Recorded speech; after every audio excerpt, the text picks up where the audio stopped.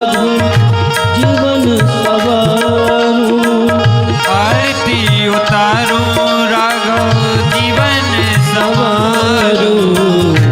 हे राजा राम तेरी आरती उतारूं, हे राजा राम तेरी आरती उतारूं। कनक सिंहासन राजत जोड़ी, कनक सिंहासन राजत जोड़ी। दशरथ नंदन जनक किशोरी, दशरथ नंदन जनक किशोरी। युगल छवि को सदा निहारूं, हे राजा राम तेरी आरती उतारूं। आम भाग्य सो हित जग जननी, वाम भाग्य शोभित जग जननी।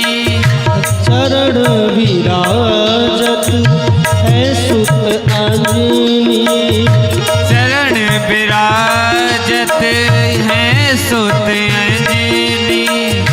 चरण विराजत है सुत अंजनी। उन चरणों को सदा पखारूं, हे राजा राम तेरी आरती उतारूं। आरती हनुमत के मन भाए, आरती हनुमत के मन भाए।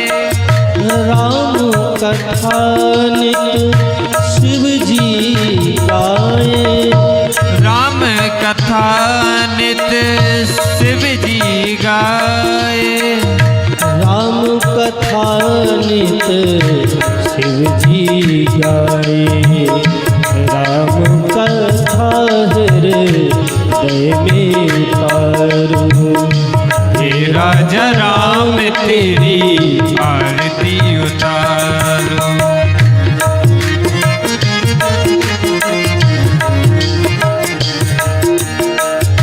चरणों से निकली ये गंगा जो प्यारी, चरणों से निकली गंगा ये प्यारी। वंदन करती दुनिया ये सारी, वंदन करती दुनिया ये सारी। उन चरणों में मैं बलि बलि जाऊं, हे राजा राम तेरी आरती उतारूं। आरती उतारूं राघव जीवन सवारूं, आरती उतारूं राघव जीवन समारूं। जीवन सवारूं राघव तन मन में वारूं, जीवन संभालूं राघव तन मन में बारूं। हे राजा राम तेरी आरती उतारूं, हे राजा राम तेरी आरती उतारूं। हे राजा राम तेरी आरती उतारूं, हे राजा राम तेरी आरती उतारूं। कर्पूर गौरम करुणावतारम संसार भुजगेन्द्रहारम सदा वसन्तं हृदयारविन्दे, भवं भवानी सहितं नमामि। त्वमेव माता पिता त्वमेव, त्वमेव बन्धुश्च सखा त्वमेव, त्वमेव विद्या द्रविणं त्वमेव, त्वमेव सर्वं मम देवदेव। हरे राम राम राम हरे हरे। हरे कृष्ण कृष्ण कृष्ण हरे हरे, कृष्ण कृष्ण हरे हरे, कृष्ण कृष्ण। अधिपतये नमः।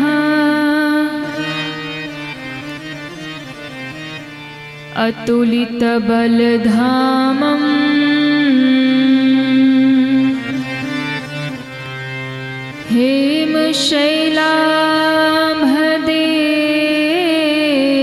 हेमशैलाभदेहम्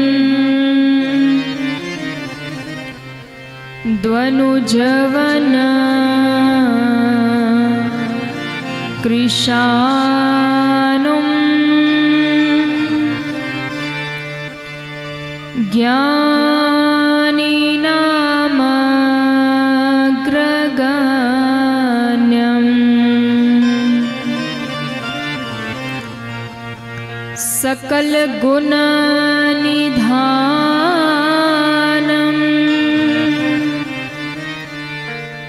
वानराणामधीशम्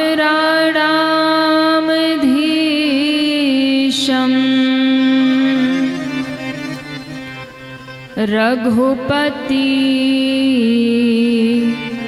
प्रियभक्तम् वातजातं नमामि।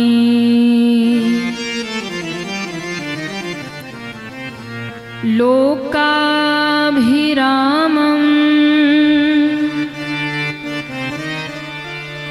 रणरङ्गधीरम्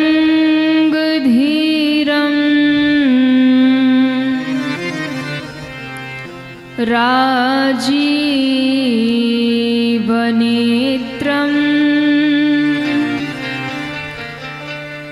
रघुवंशनाथम्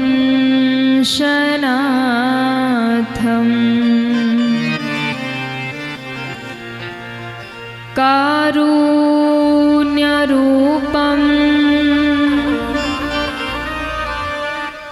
करुणाकरन्तम्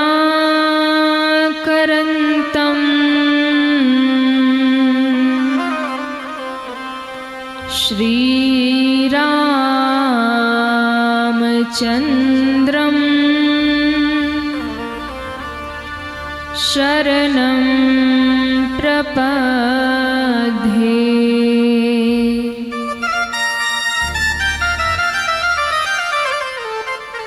तुलसीदास जी के पद कमल बारंबार मनाऊं,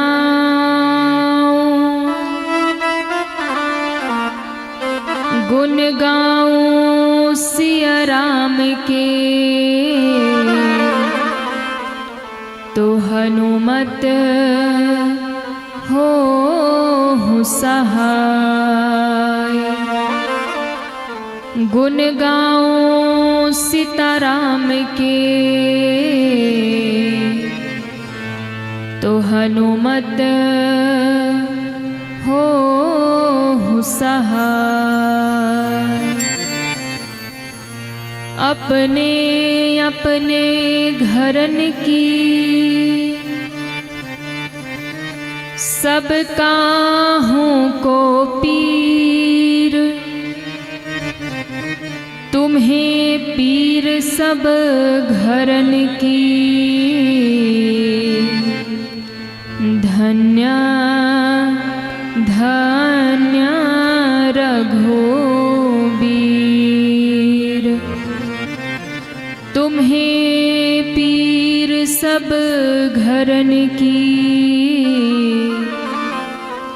धन्य धन्य रघुवीर।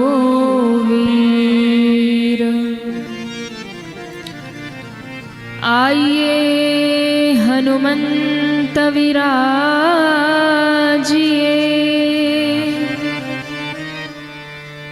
कथा करूं आरंभ। प्रेम सहित गादी धरूं, पधारिए वीर हनुमंत।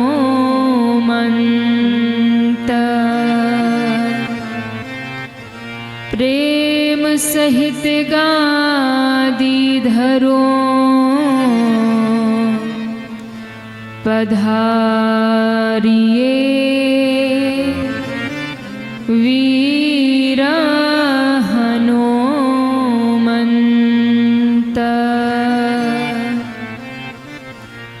प्रेम से बोलिए श्री राघवेंद्र सरकार की, जानकी मातु की, लाडले लखन लाल की, श्री हनुमान जी महाराज की।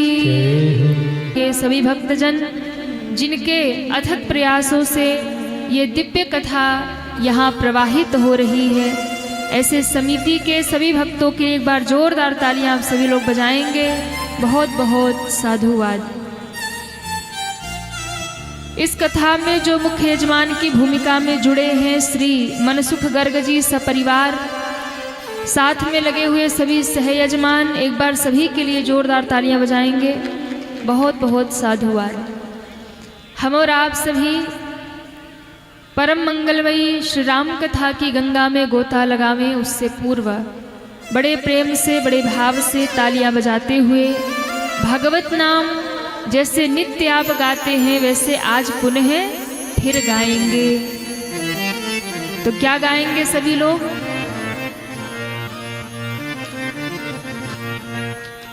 कितने लोगों को कीर्तन याद हो गया? याद हो गया?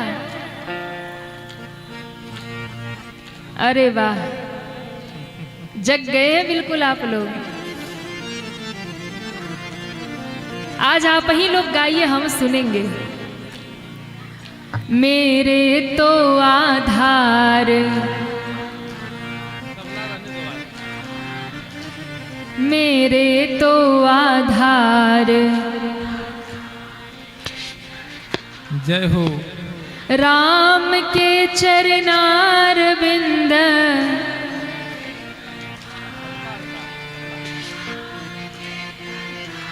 जय हो जय हो। देखो कल तो कथा विश्राम, हाँ सुन लीजिए भैया। अरे वाह वाह, इधर चुप हो रहे तो इधर वाले गा रहे हैं।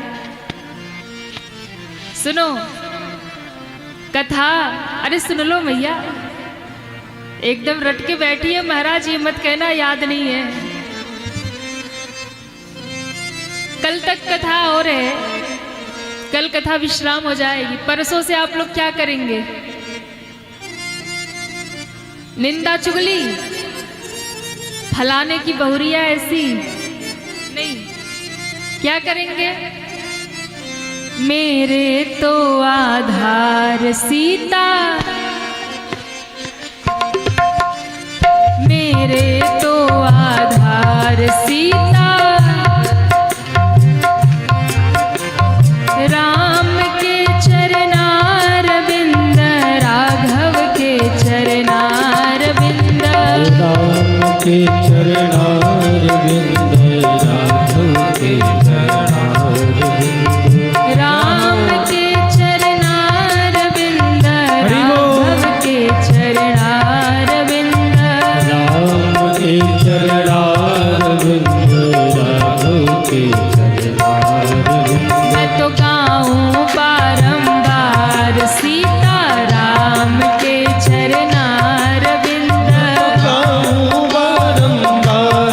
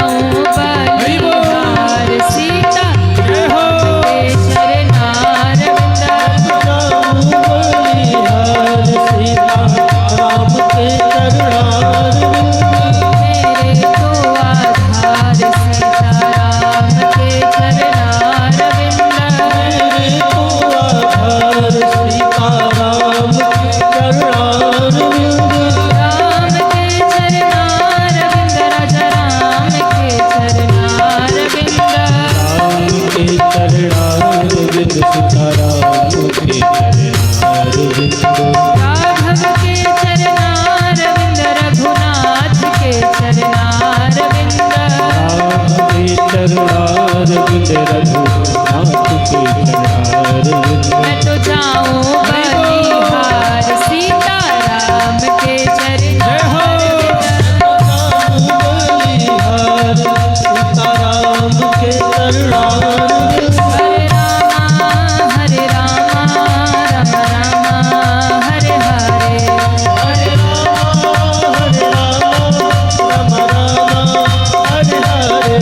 हरे कृष्णा कृष्णा कृष्ण कृष्णा हरे हरे। हरे कृष्णा कृष्ण कृष्ण हरे हरे। एक बार सभी दोनों हाथ ऊपर करें, पूरे पूरे पीछे तक सभी दोनों हाथ ऊपर और तालियां बजाते हुए।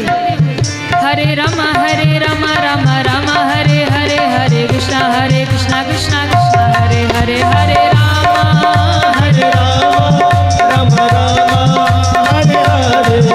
हरे कृष्णा कृष्ण कृष्ण हरे हरे। हरे कृष्णा कृष्ण कृष्ण हरे हरे। राम रामा हरे हरे। राम राम हरे हरे। कृष्ण कृष्ण हरे हरे। कृष्ण कृष्ण हरे हरे।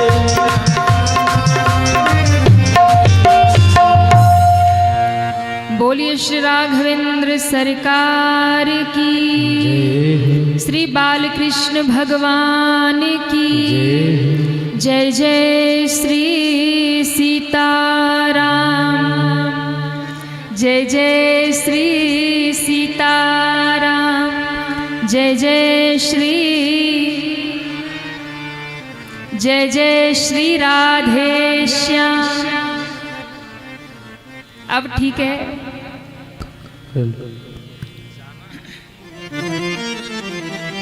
आइए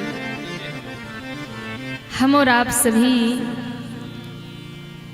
कथा के आज इस अष्टम दिवस की परम पावनी बेला में उपस्थित है। कल की कथा यात्रा को हम और आप सभी ने जहां विश्राम किया था, वहीं से पुनः हम और आप सभी आज की कथा की यात्रा को लेकर के आगे बढ़ेंगे। उससे पूर्व निवेदन करो, कल की कथा कहाँ विश्राम हुई थी?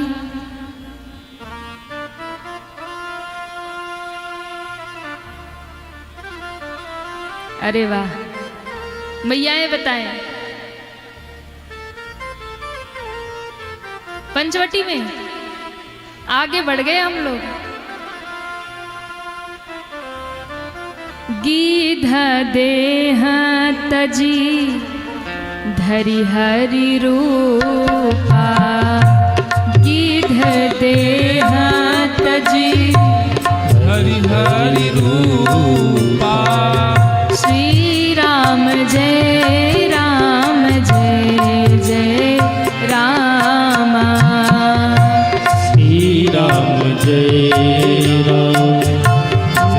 जय राम। श्री राम जय जय रामा।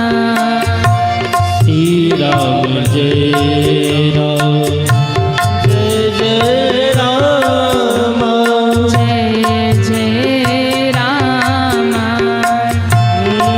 जय राम। बाबा कहते हैं भगवान ने गीध को गति प्रदान किया।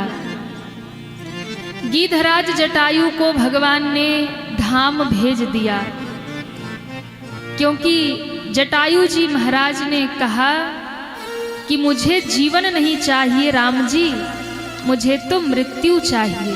कल विश्राम में यही प्रसंग चल रहा था। पर कुछ श्रोता तो वास्तव में श्रोता हैं, भक्त हैं, और वो प्रेम से अंतिम आरती तक बैठे रहते हैं। पर कई लोग जल्दी में भी होते हैं। अभी कथा चल ही रही हो, व्यास जी ने कथा विश्राम किया नहीं, तब तक उनको जाने की जल्दी भी हो जाती है। और मैं कहती भी हूँ कि कथाओं में भीड़ की आवश्यकता नहीं है। भीड़ तो हमने बहुत देखा है, कथाओं में होती रहती है। लाखों लाखों लोग आते रहते हैं कथा में, लेकिन भीड़ की आवश्यकता कथा में नहीं है। फिर कथा में भीड़ कम हो चलेगा, पर कथा में भक्त होने चाहिए। भीड़ कथा नहीं सुनती है, कथा तो भक्त सुनते हैं। इसलिए राजस्थान में भक्त भी हैं और वो सुनते भी हैं। तो भीड़ बहुत अधिक हो ये मतलब नहीं रखता है, भक्त कितने हैं मतलब ये रखता है। और सबसे बड़ी बात ये है कि हजारों लाखों श्रोता तो कथा में आते हैं, लेकिन उस भीड़ में भी भक्त तो कोई दो चार ही होता है जो कथा को पकड़ करके अपने घर को लेकर के जाता है। महाराज सब ले जा नहीं सकते। जैसे मैं कई बार कहती हूँ कथा में आना मुश्किल है, यही सर आवत अति कठिनाई। मैंने पहले दिन यही से कथा शुरू की थी, यही सर आवत अति कठिनाई, यही से मैंने शुरू किया था पहले दिन। और ठाकुर जी की कृपा से अपना स्वभाव ही ऐसा है, आप एक चौपाई दे दो तो हम उसी पे 9 दिन सुनाते रहेंगे। ये मैं कोई अभिमान से नहीं कह रही हूँ। हमारे काशी की जो परंपरा है, हमारे बनारस की जो परंपरा है, वहाँ आप एक अर्धाली पे कथा 9 दिन सुन सकते हैं, क्योंकि रिसर्च मानस पे ऐसा, और रामचरित मानस तो लिखा ही गया है काशी में। 80 घाट पर बैठकर गोस्वामी जी ने लिखा है। तो काशी के जो विद्वानों की जो परंपरा है, कथा की जो परंपरा है, आजकल के कथावाचक रहते कहीं के हैं, बनते कहीं के हैं, कहीं से जाके वृंदावन में फ्लैट ले लिया, बोले हम ब्रजवासी हो गए। तो अपना ये स्वभाव नहीं है। हम काशी के हैं तो हम काशी की परंपरा को लेकर चल रहे हैं, ऐसा नहीं कि कहीं गए तो बदल गए, नहीं। तो हमारे काशी की जो परंपरा है ना, वहां पर आपको एक अर्धाली, एक चौपाई पे लोग महीनों कथा सुना देंगे, क्योंकि डूब कर कथा सुनाएंगे। कथा का तत्व क्या है, कथा का मर्म क्या है। क्योंकि कहानी राम कथा कौन नहीं जानता है। रामायण की कथा अगर मैं कहूँ तो यहाँ जितने प्रबुद्ध श्रोता बैठे हैं मुझसे अच्छा सुना देंगे पूरी राम कथा। मुझे पता है, आपको सब पता है, लेकिन कथा का रस तो कथा में डूबने पे ही मिलता है। जब तक डूबेंगे नहीं ना, तब तक कुछ मिलेगा नहीं। क्यों? क्योंकि सागर बड़ा गहरा होता है, मोती बहुत नीचे होता है, और गोताखोर जब गोता लगाता है ना, तो जब वो उसकी गहराई में उतरता है तब उसे मोती प्राप्त होता है। ऊपर ऊपर तैरने वाले को कुछ हाथ नहीं लगता। इसलिए शास्त्रों की गहराई में उतरिए, पकड़िए, तब असली आनंद आएगा। तब आपको पता चलेगा अपना सनातन कितना गहरा है, अपने शास्त्र कितने गहरे हैं, क्या क्या छिपा है रत्न इन ग्रंथों में। भागवत जी हो, मानस जी हो, उतरेंगे गहराई में तो प्रभु कृपा का मोती मिलेगा, और ऊपर ही ऊपर तैरते रहेंगे तो खाली के खाली लौट जाएंगे। तो काशी की जो परंपरा, और मेरा स्वभाव ऐसा है, आप भरत चरित्र 9 दिन सुन लीजिए, शबरी नवधा भक्ति पर 9 दिन कथा सुना देंगे, 15 दिन सुना देंगे, महीनों तक सुनाते रहते हैं।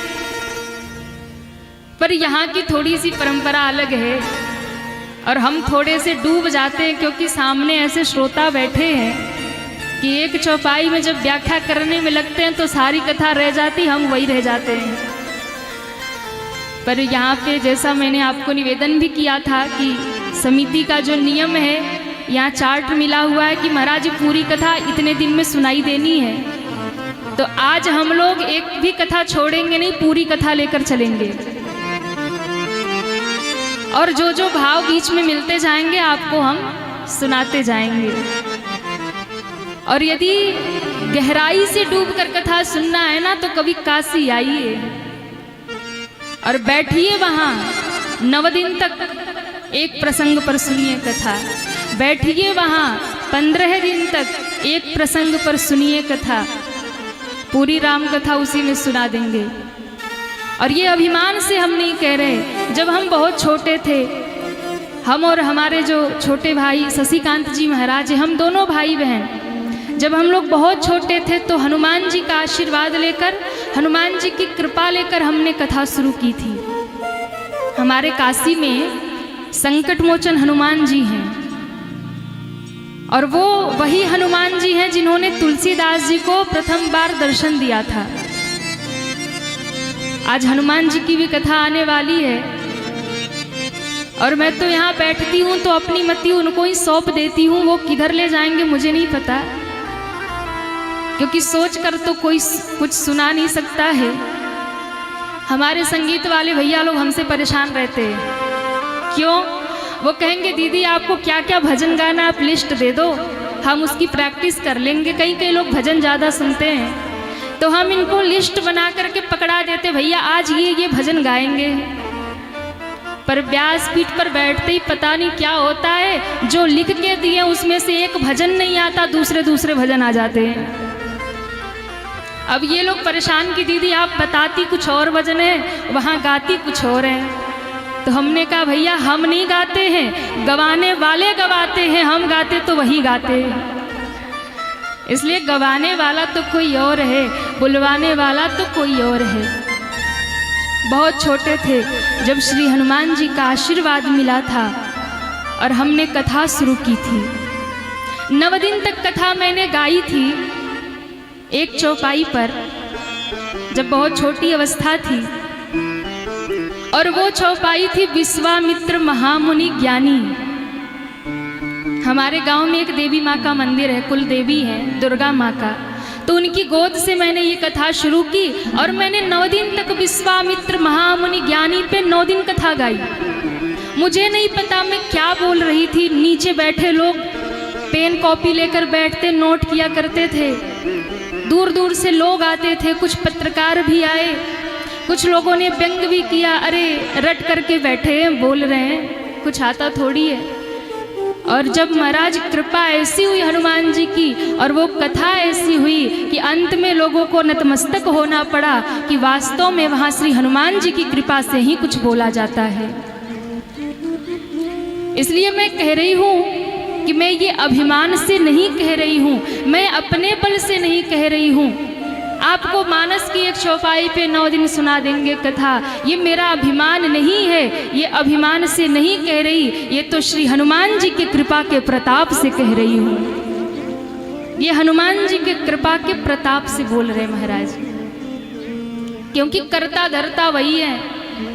हमें तो इतना ज्ञान भी नहीं है, बुद्धि भी नहीं है, कुछ आता जाता भी नहीं है, पर जब उनका नाम लेते हैं तो वो न जाने कहाँ कहाँ से बुद्धि में ला के बातें डालते और हम आप तक पहुँचा देते हैं। तो हम तो डाकिया हैं, भगवान का संदेश आप तक पहुँचा रहे। संत का यही काम होता है, कथावाचक का यही काम होता है, वो भगवान की लिखी हुई चिट्ठी भक्तों तक उनके पहुँचाते रहते हैं। तो बस मेरा भी यही काम था। 9 दिन तक आपके राजस्थान में, आपके गंगापुर में ठाकुर जी ने डाकिया बना करके आप सबको चिट्ठी देने भेजा है। 9 दिन तक ठाकुर का संदेश आपको सुनाए हैं, और कल बनारस के लिए विदा हो जाएंगे। तो कल तक का ये समय और है, इसको आप सब सार्थक करें, श्रवण करें, क्योंकि फिर कल कथा के बाद काशी के लिए प्रस्थान कर जाएंगे। पुनः आगामी कथा मुंबई में है, तो आप सभी के लिए कल तक का और समय है, जुड़े, आए, बैठे और कुछ सुनकर के जाएं, कुछ भरकर ले जाएं। तो मैं निवेदन कर रही थी, कथा में आना बड़ा मुश्किल है। आ भी गए तो यहाँ बैठना बड़ा मुश्किल है। कई लोग आएंगे, घूमेंगे, फिरेंगे, देखेंगे वक्ता कौन है, श्रोता कितने हैं, क्या चल रहा है, व्यासपीठ कैसा है, पंडाल कैसा है, देख के चले जाएंगे। आ भी गए तो बैठना मुश्किल, बैठ भी गए, मान लो चलो देखा कथा अच्छी हो रही, कुछ टाइम बैठ लेते हैं। बैठ भी गए तो सुनना बड़ा मुश्किल है। क्यों? क्योंकि महाराज सुनना इसलिए मुश्किल है कि जब सुनने बैठेंगे तो कभी नींद आएगी, कभी घर के काम याद आवेंगे, कभी लगेगा बहुत लेट हो रहा, घर चलना चाहिए। सुनना मुश्किल है। और कृपा हो गई भगवान की, मान लो सुन भी लिया तो इस कथा को भर के लेके जाना मुश्किल है।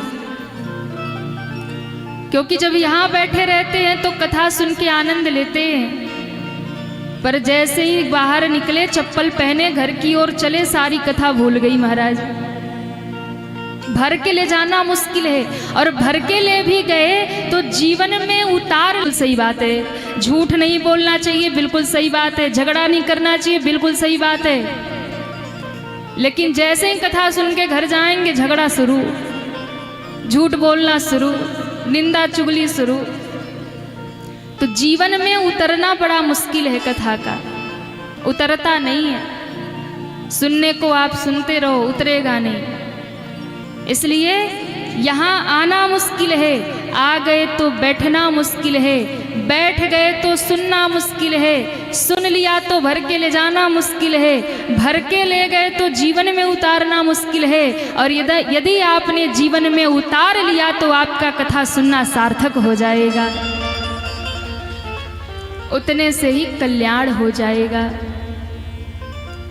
इसलिए भगवान की कथा जीवन में उतरे, सुनने का लाभ तो तभी है।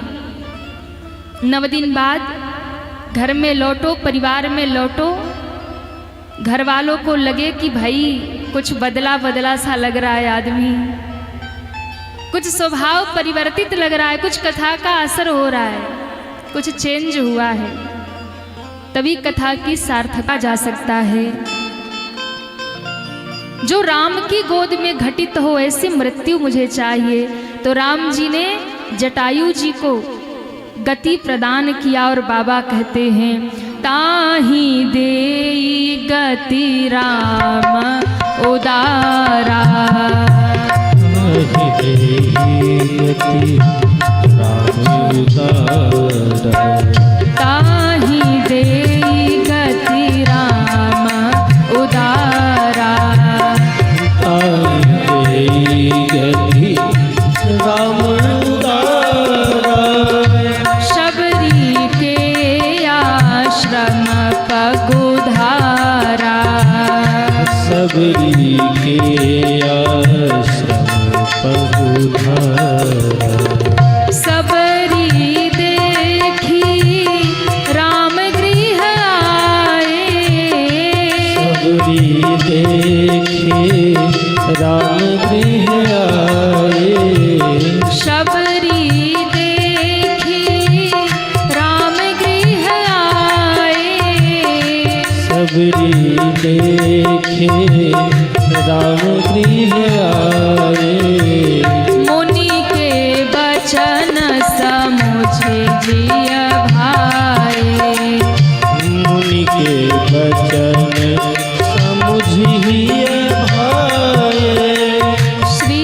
राम जय राम जय जय राम, श्री राम जय राम जय जय राम, जय जय राम, जय जय राम।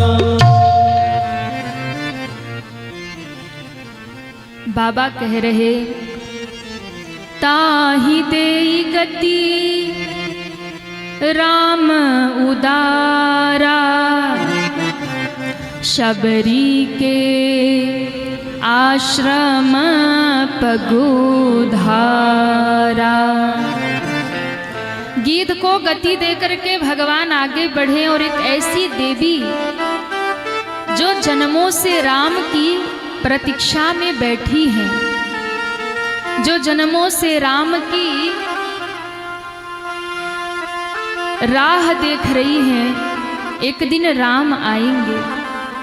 वो मतंग ऋषि की शिष्या हैं और मतंग ऋषि ने, उनके गुरुदेव ने कहा था कि बेटी मैं तो जा रहा हूँ, पर तुम इस आश्रम को छोड़कर कभी मत जाना। क्यों बाबा, क्यों गुरुदेव? तब मतंग ऋषि ने कहा था बेटी तुम इसी आश्रम में रहना, मेरे वचनों पर विश्वास करके राम का इंतजार करना।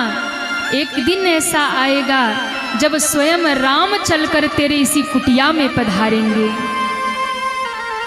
कौन है वो? कौन है? मैया शबरी, मतंग ऋषि की शिष्या है। और देखिए गुरु के वचनों पर विश्वास कैसा दृढ़ है, गुरु के वचनों पर भरोसा कितना दृढ़ है कि एक बार अगर गुरु ने कह दिया कि बेटी तेरे द्वार राम आएंगे, तो शबरी जीवन भर उसी वचन को मानकर बैठ गई। मेरे गुरुदेव ने कहा है तो राम जरूर आएंगे। आजकल के लोग गुरु के पास भी जाके बुद्धि लगाते हैं, बोले गुरुजी ऐसा मंत्र बचाओ कि बढ़िया फैक्ट्री चल जाए है। गुरुजी ने मंत्र बता दिया और कुछ दिन मंत्र जाप किया, पर कोई ज्यादा फायदा फैक्ट्री में हुआ नहीं। बोले ये गुरुजी किसी काम के नहीं, दूसरे के पास चलो। गुरुजी फैक्ट्री चलवाने के लिए नहीं होते, गुरुजी पैसा कमाने के लिए नहीं होते, गुरुजी बिजनेस चलवाने के लिए नहीं होते। गुरु का काम होता है भगवान से जोड़ने का। इसलिए गुरु के पास इस भाव से मत जाओ कि गुरुजी घुटने का दर्द ठीक करेंगे, गुरुजी बिजनेस चलवा देंगे। गुरु के पास इस भाव से जाओ कि गुरु कृपा हो जाएगी तो मुझे राम मिल जाएंगे, गुरु राम से मिला देंगे, गुरु भगवान से मिला देंगे। विश्वास गुरु के वचनों पर कैसा हो तो मैया शबरी के जैसा हो। पूरा जीवन बीत गया महाराज, पूरा जीवन बीत गया।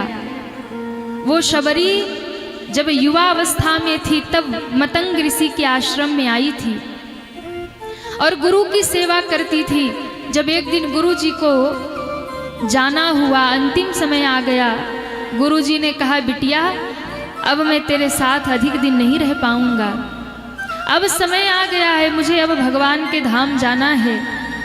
लेकिन बेटी मेरे पास वो सौभाग्य नहीं है कि मैं राम के दर्शन कर पाऊं, क्योंकि अभी राम को आने में बहुत समय है और मेरा जाने का समय है।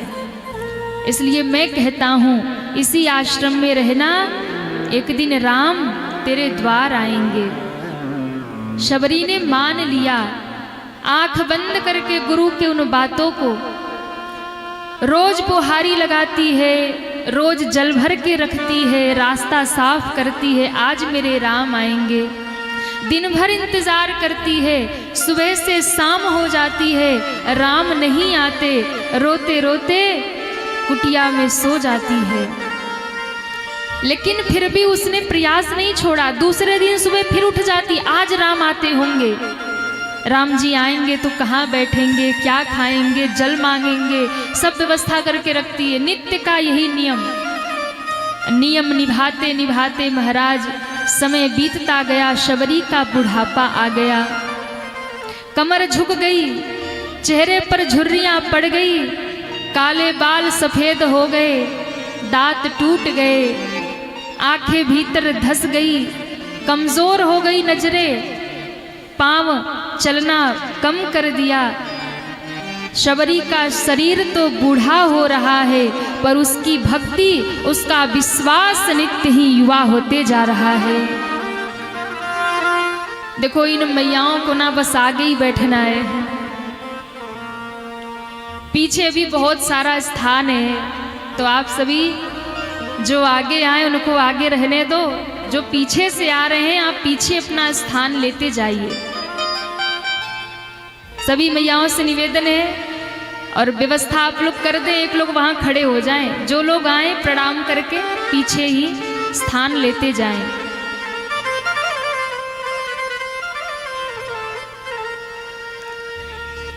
प्रणाम करके सभी पीछे बैठे माताएं। देखो आगे बैठने या पीछे बैठने से कुछ नहीं होता, आप कितने प्रेम से सुन रहे हो, महत्व ये रखता है। आगे भी बैठ करके और पड़ोसन से हालचाल ही बात करना है। हाँ, कैसी हो, बड़े दिन बाद मिली हो, आगे बैठ के अगर यही कर रहे तो आगे बैठने का कोई मतलब नहीं है।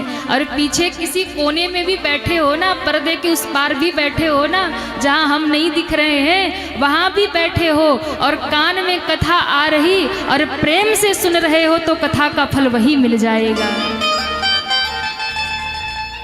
इसलिए जहाँ भी स्थान मिले शांति व्यवस्था बनाते हुए बैठ जाएं। बोल राघवेंद्र सरकार की जय हो। तो कहाँ थे हम लोग? शबरी मैया के। शबरी मैया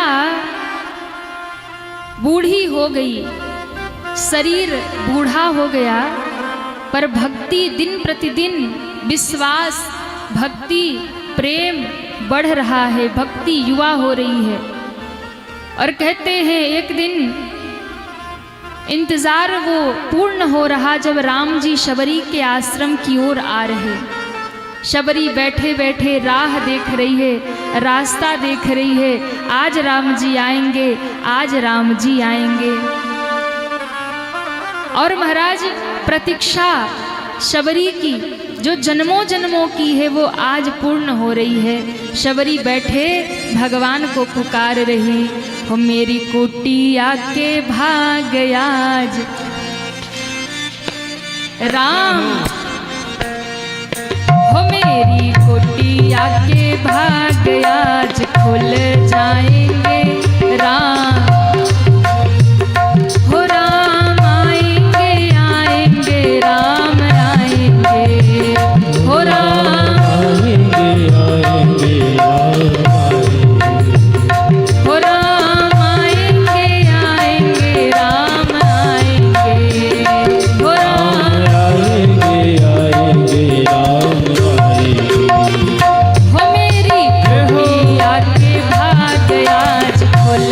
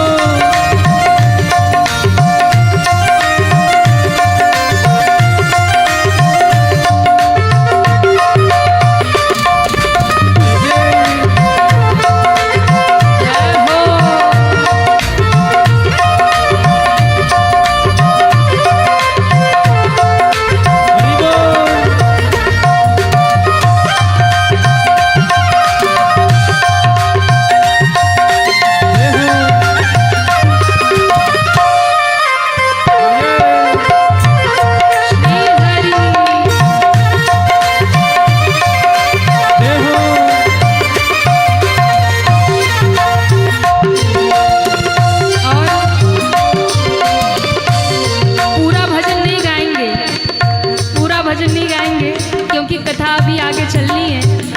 बस अंतिम लाइन।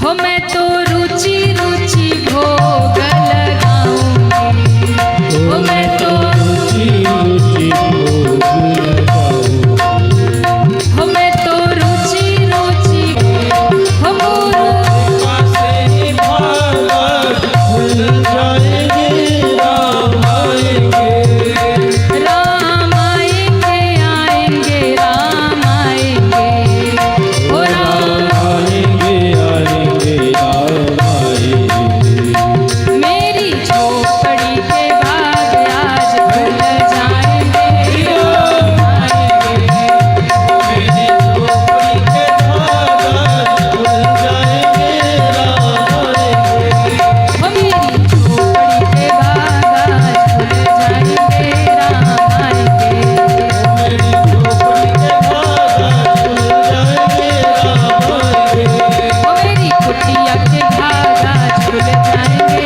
राम आएंगे, मेरी झोपड़ी के भागत खुल जाएंगे राम आएंगे, हो राम आएंगे राम आएंगे, राम आएंगे, राम आएंगे।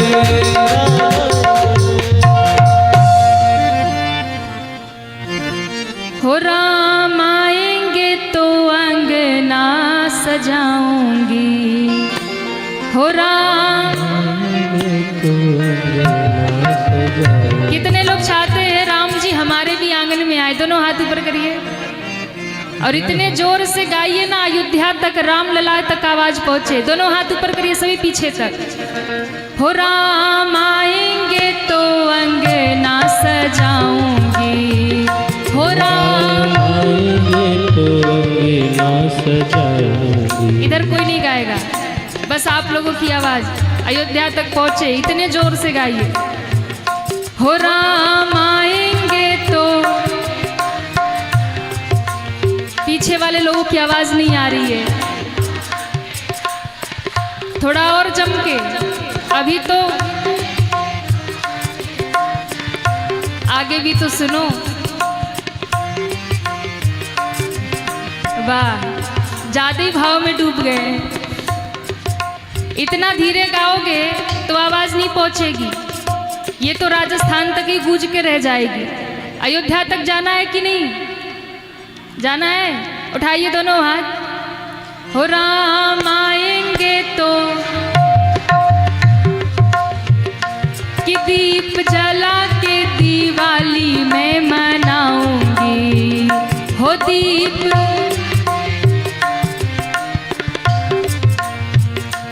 दीप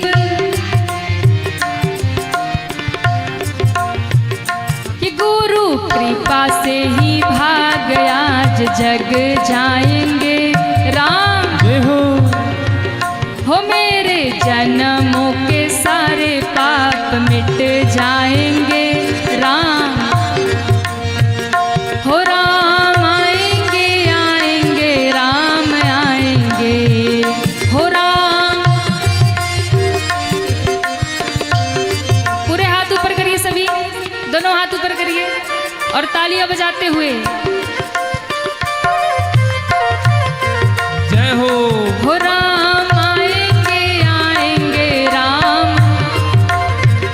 हो राम।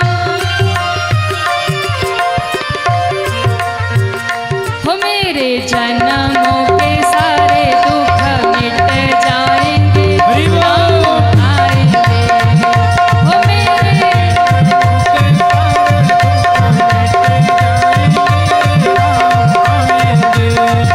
हो राम आएंगे,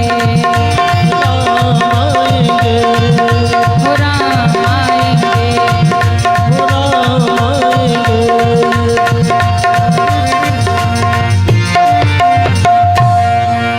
बोल राघवेंद्र सरकार की।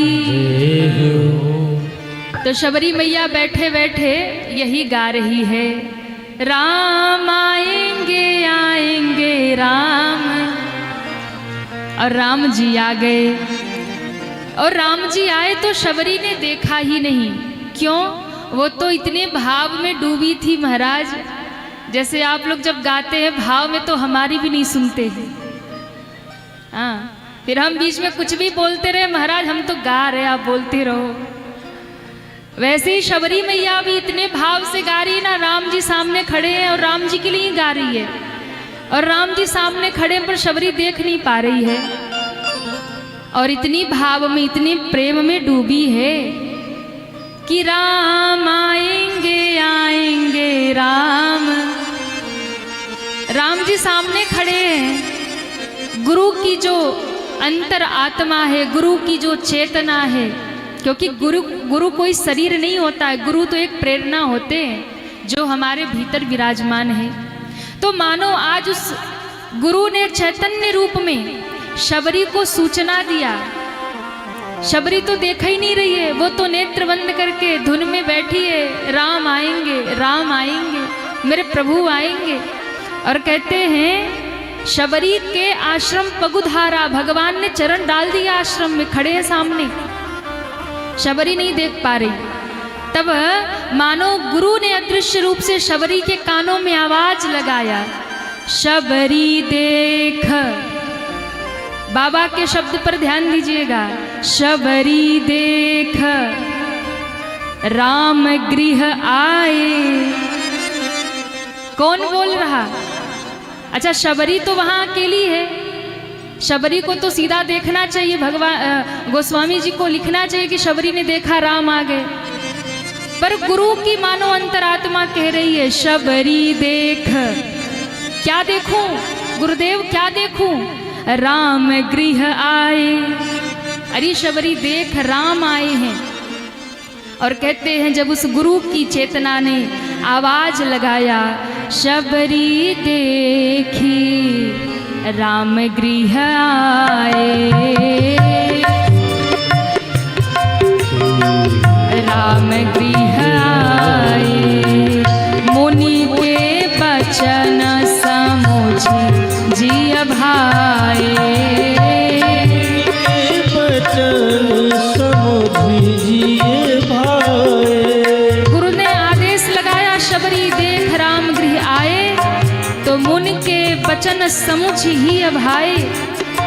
गुरु के वचन को समझ गई शबरी, तुरंत नेत्र खोला, और तुरंत नेत्र खोला तो सामने देखा श्याम गौर सुंदर दो भाई, श्याम गौर सुंदर दो भाई, श्याम गौर सुंदर दो भाई, श्याम गौर सुंदर दो भाई, शबरी चरण परी लपटाई, शबरी चरण परी लपटाई, शबरी चरण परी लपटाई, शबरी चरण परी लपटाई।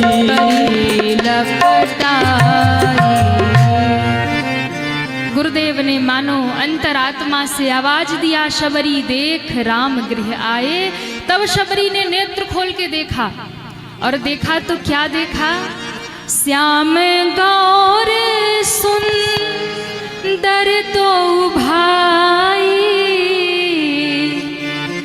तो शबरी चरण परी लपटाई। शबरी ने नेत्र खोल के देखा तो श्याम गौर सुंदर दो भाई, एक सावरे एक गोरे सरकार सामने खड़े हैं, राम और लक्ष्मण। महाराज वल्कल वस्त्र है, कंधे पर धनुष बाण सुशोभित हो रहा है, सिंह के समान कंधे हैं, सावला स्वरूप भगवान का नील कमल के समान है। लक्ष्मण जी गौर वर्ण में विराज रहे हैं, और इस दृश्य को देखकर शबरी भगवान के चरणों से लिपट गई, रोने लगी। और शबरी जब रोने लगी तो भगवान ने उठाया, और शबरी भाव में रोए जा रही। भगवान ने कहा, रीमा बैठने को नहीं कहोगी? तब याद आया, अरे हाँ हाँ प्रभु पधारिए, आपके ही तो इंतजार में बैठी थी। और महाराज कुश का आसन लगाकर राम लक्ष्मण को बिठाया और भगवान कहते हैं माँ बड़ी भूख लग रही। शबरी व्याकुल हो गई, क्या खिलाऊं क्या खिलाऊं। दौड़ी दौड़ी महाराज बगीचे में गई और तो कुछ मिला नहीं, बेर का फल ले आई। राम जी को कहती भोग लगाइए प्रभु। भगवान ने पहला बेर उठाया, जैसे ही मुख में डालने वाले थे शबरी ने दौड़कर भगवान का हाथ पकड़ा और बेर छीन लिए। भगवान ने कहा मैया भूख लगी है, खाने तो दो। नहीं नहीं प्रभु ऐसे ना खाओ। क्यों? आप मैया कौशल्या के हाथों से पकवान खाते होंगे, आप मिष्ठान खाते होंगे, इसलिए ये बेर कहीं कड़वे हो सकते हैं, खट्टे हो सकते हैं, जंगल के हैं ना, ऐसे ना खाइए, आपका मुख कड़वा हो जाएगा। और शबरी ने उन बेरों को चख लिया और चख करके कहती है प्रभु ये बड़ा मीठा है, ये खा लो। धन्य है मेरे प्रभु, धन्य है मेरे राम जी।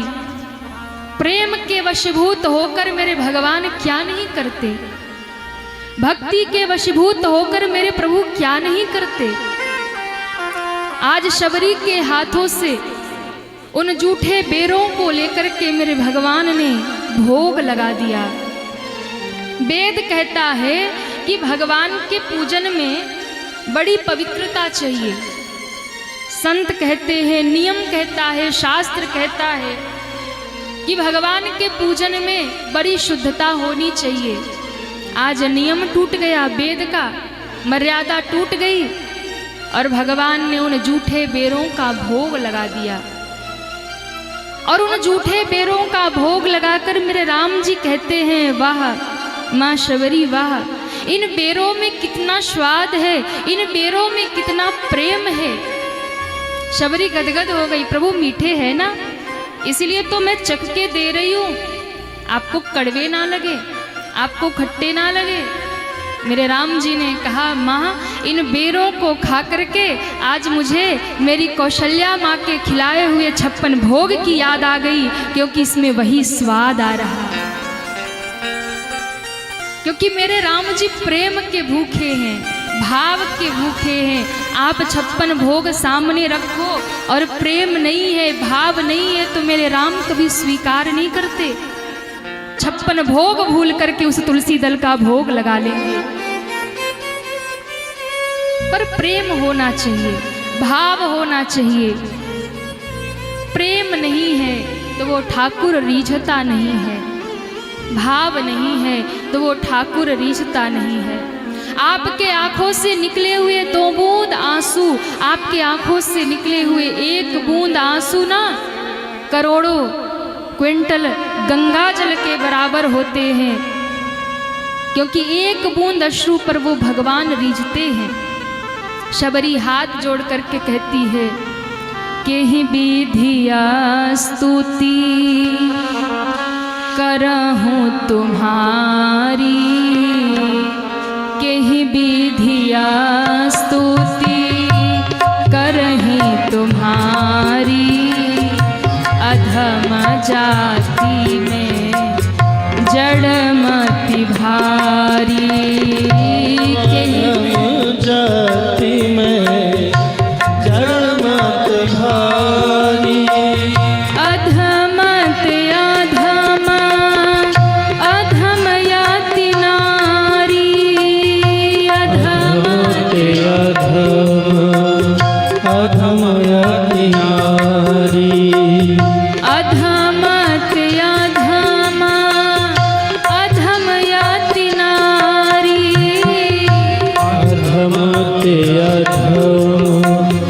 अधम याति नारी, तिन्हम हमें मति मंदयघा, अधम जड़मति भारी, विद्या करहूँ तुम्हारी,